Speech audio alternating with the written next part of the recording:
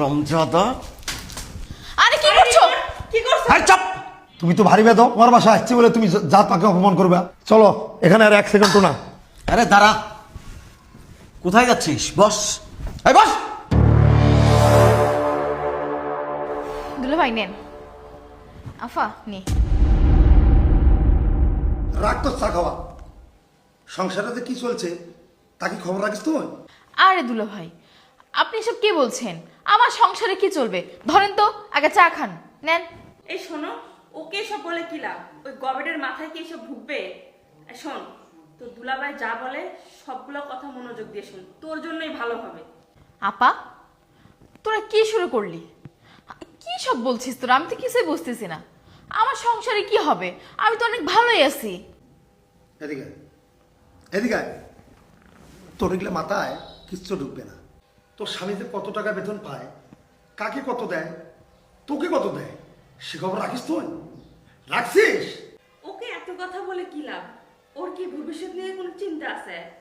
ওর তো খালি 3 বেলা খেলেই হয়। এই পাগলি, স্বামীকে এত বিশ্বাস করলে হয়? মাঝে মধ্যে স্বামীকে একটু শক্ত করে ধরতে হয়, টাইট করে ধরতে হয়। তুই দেখিস না তো দুলাভাইকে দেখে ওভাবে কিভাবে রাখছি? বুঝিস না কিছু? আপা, তোর কথাগুলো না আমার মাথার উপর দিয়ে যাচ্ছে। আরেকটা কথা, আমার স্বামী কত টাকা বেতন পায় ওটা জেনে আমি কি করব? আমি যখন যা চাচ্ছি আমার তো চাহিদা পূরণ করতেছে, তাহলে ওকে এত প্রশ্ন করে আমার কি লাভ? আমি না তোর কথা কিছুই বুঝতে পারতেছি না। তুই একটু চুপ কর, এগুলো কথা বলিস না। কেন যে বলছিস আমি কিছুই বুঝতে পারতেছি না। দূর। দেখ, রিপনও যে পোস্টে চাকরি করে, আমিও ওই পোস্টে চাকরি করি। দেখ আমি কি করছি, দেখ জমি জামা, বাড়ি গাড়ি, ব্যাংক ব্যালেন্স সবই করছি। আর তোরা না এখনো ভাড়া বাড়িতে পড়ে আছিস। আচ্ছা শোন, তোর হাজবেন্ড যে মাস শেষে বেতনটা পায়, বেতনটা কি তোকে আগে টাকা দেয়? দেয় না তো। কি করে? তোর শ্বশুরকে আগে টাকা পাঠায়, ওর ভাইকে আগে টাকা পাঠায়, তারপর ওর বোনকে টাকা পাঠায়। তোর কি এসব নিয়ে কোনো চিন্তা ভাবনা আছে? আচ্ছা, তোর কি ভবিষ্যৎ নিয়ে কোনো চিন্তা ভাবনা নাই? এখন তোর একটা বাচ্চা কাচ্চা নাই, কিছুদিন পর তো একটা বাচ্চা কাচ্চা হবে। অন্তত বাচ্চার ভবিষ্যতের কথা ভেবে তো কিছু করতে পারবি। আজকে শোন, তোর হাজবেন্ড যখন বাসায় আসবে ওকে শক্ত করে ধরবি। আজকে ধরে ওকে বলবি আমাদের সামনে। আপা, তুই তো ঠিকই বলেছিস। আমি না কখনো এভাবে ভেবে দেখি নাই। আমি ওকে বলেছিলাম, এই আমরা আর কতদিন বাড়ি ভাড়া নিয়ে থাকবো, আমাদের তো একটা বাড়ি করা দরকার। কিন্তু ও আমাকে বলেছে, এই তোমার কি মাথা পাগল হয়ে গেছে? আমরা কেন বাড়ি করব শহরে? আমরা তো গ্রামে থাকবো, বাবা মা ভাই বোন সবাইকে একসাথে নিয়ে। ও মানে সব কথাতেই শুধু গ্রামের বাড়ি করে। কখনো আমাদের ভবিষ্যতের কথা এভাবে ভেবে দেখে নাই। আমি কিছু বুঝতেছি না। শোনাপা, আজকে তুই বলেছিস, আজকে তুই আমার অন্ধ চোখটা খুলে দিয়েছিস। ও আসুক, আমি ওকে বলবো, তোদের সামনেই বলবো। আর তোরাও একটু ওকে বলিস, ওকে আমি আজকে শক্ত করিয়ে ধরবো। এই তো পাগলির মাথায় বুঝে ঢুকেছে। রিপন আজকে বাসায় আসুক, আমি ওকে ভালো করে বলবো। শুধু বাপ ভাই নিয়ে পড়ে থাকলে হবে না, ভবিষ্যতেরও চিন্তা কর, নয়তো ভবিষ্যতে হাত পাতে খাইতে হবে। হ্যাঁ দুলা ভাই, আপনারা ঠিকই বলেছেন। ও না সব সময় মা বোন ভাই এদেরকে নিয়ে কথা বলে, এদের সঙ্গে সব কিছু শেয়ার করে, আমাকে নিয়ে কোনো কিছু ভাবে না। ও আজকে বাসায় আসুক, ওকে আজকে আমি শক্ত করে ধরবো, এমন মজা বুঝাবো না। দুলা ভাই মনে হয় চলে আসছে।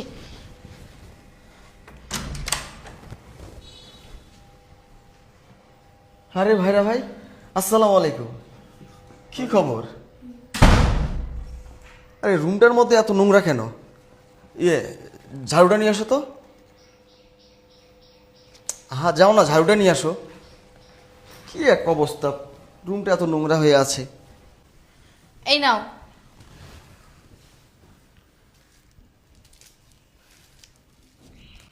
রমজাদা। আরে কি করছো? কি করছ? আরে চুপ, একদম চুপ, কোনো কথা হবে না। আর একবার যদি ওই মুখ থেকে সাউন্ড বের হয় না, আবার কিন্তু ঝাড়ু লাগাবো। এই তুমি এটা কি করলা? তুমি ঝাড়ু দিয়ে দুলা ভাইয়ের গায়ে মারলা কেন? তুমি তো ভারী বেদো, তোমার বাসা আসছি বলে তুমি যাতা করে আমাকে অপমান করবে, আর আমি মানিয়ে নেবো? রিয়া চলো, এখানে আর 1 সেকেন্ড না। আরে দাঁড়া, কোথায় যাচ্ছিস? বস, এই বস। কি ভেবেছিস আমার বাড়িতে আসবি, আমার বউয়ের কান ভাঙাবি, হ্যাঁ? তার একটা পুরস্কার নিবি না? আমার ভালো সুস্থ সবল বউটা মাথাটা খায়ে তুই বাড়ি থেকে বের হবি আর আমি তোকে ছেড়ে দেবো? রিপন, তুমি যেটা করতেছো এটা কিন্তু ঠিক করতেছো না। আমরা কি খারাপ কিছু বলছি? আমরা যা বলছি একদম সত্যি কথা বলছি। তুমি আর তোমার ভাইরা একই ডিপার্টমেন্টে কাজ করো, তাহলে আমাদের এত কিছু আছে, তোমাদের কিছু নাই কেন? আমি আমার বোনকে কথাগুলো বলছি দেখে খুব গায়ে লেগে গেছে এমন তো না, খারাপ তো কিছু বলি নাই। তুমি কিন্তু যা করলা ব্যবহার এটা একদম ঠিক করলা না। এই চলো তো, ওদের সংসার, ওরা যা মন চায় তাই করুক, আমরা এসবে কিছু বলতে পারবো না। চলো। আপা বসেন বসেন, আরে বসেন। আপনার ভাগ্যটা খুব ভালো, আপনি মেয়ে মানুষ, নাহলে এই ঝাড়ুর বাড়িটা ঠিক মতো আপনারও পড়তো। এক পাও বের হওয়ার চেষ্টা করবেন না, একদম ঠ্যাং কেটে বসাই রাখবো। আর এই আমি আমার বাপরে টাকা দেই, আমি আমার মারে টাকা দেই, আমি আমার ভাইরে টাকা দেই, আমি আমার বোনরে টাকা দেই। তোর সমস্যা কি? তোর সমস্যা কি? আমার ইনকামের টাকা আমি আমার ফ্যামিলিদেরকে দেই, তোর সমস্যা কি? আমি কি তোর বাপের টাকা দেই? এই ঘুষখোর! দেখ রিপন, কাজটা তুই মোটেই ভালো করিস নি। তোর কিন্তু আমি বড়, চাকরির দিক দিয়েও কিন্তু বড়। তোর এই ব্যাপারটা আমি অফিসে দেখবো। আসো। আরে দাঁড়া, আচ্ছা তুই একটা বিষয় ক্লিয়ার করতো, তুইও যে বেতনে চাকরি করিস আমিও সেই বেতনে চাকরি করি।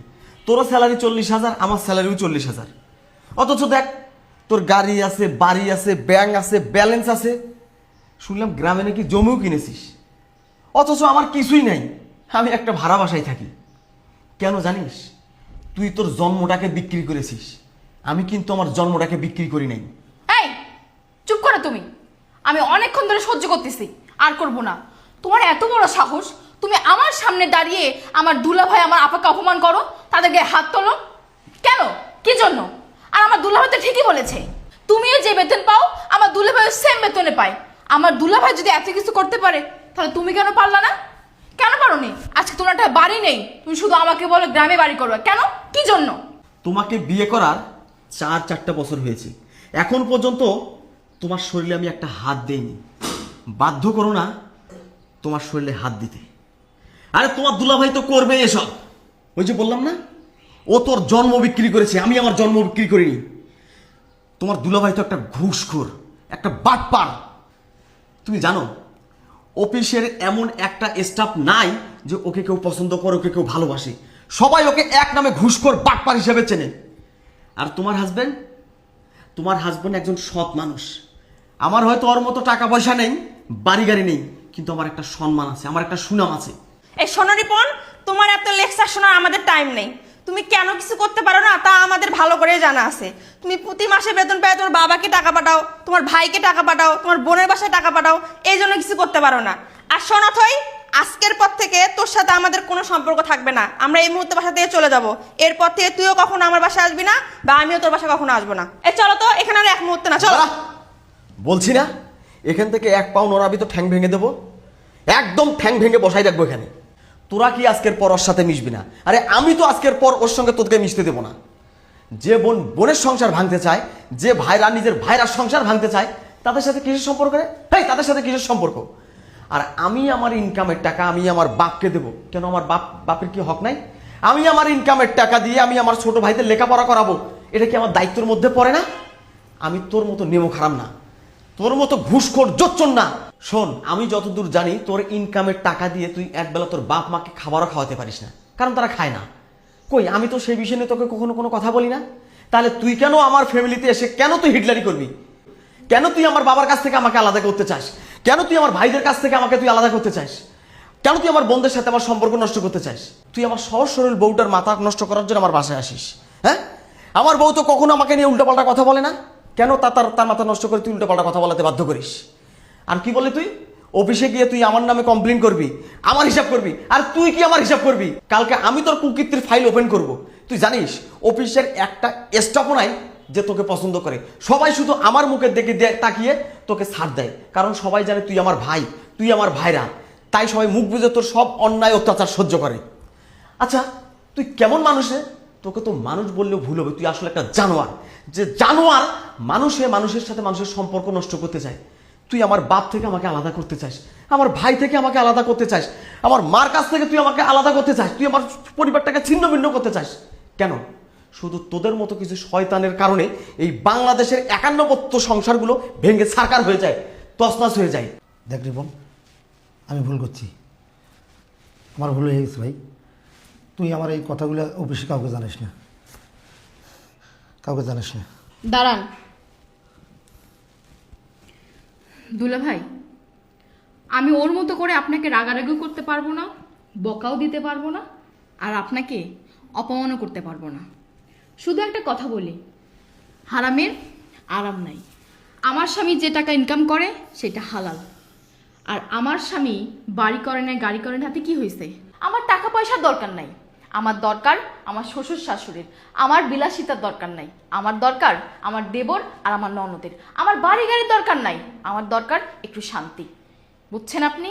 শোনেন দুলা ভাই, আজকে যা বলছেন এরপর থেকে এগুলো কথা মুখেও আনবেন না। আপনি আমার বাড়িতে আসবেন, আমি আপনাকে আপ্যায়ন করব, সেবাও করব, তারপর খেয়ে আপনারা চলে যাবেন।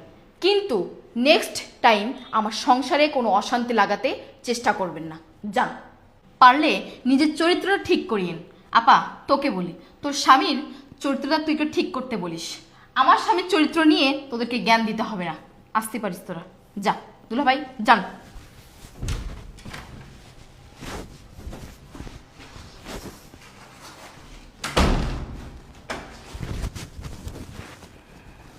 আমাকে তুমি মাফ করে দিও। আসলে আমি দুলা ভাই আর আপার কথা শুনে তোমাকে ভুল বুঝেছিলাম। ব্যাপার না, তুমি তোমার ভুলটা বুঝতে পেরেছো, এতেই আমি খুশি। শোনো, সংসার সুখী হয় রমণীর গুণে। অন্যের কথা শুনে তুমি যদি ঝামেলা না করো, তুমি যদি অশান্তি না করো, তাহলে কোনোদিনও তোমার সংসার নষ্ট হবে না। আমরা হালাল পথে আছি, হালাল পথেই থাকবো, বাকিটা আল্লাহ ভরসা। খুব ক্ষুধা লাগছে, যাও কিছু খাবার ব্যবস্থা করো।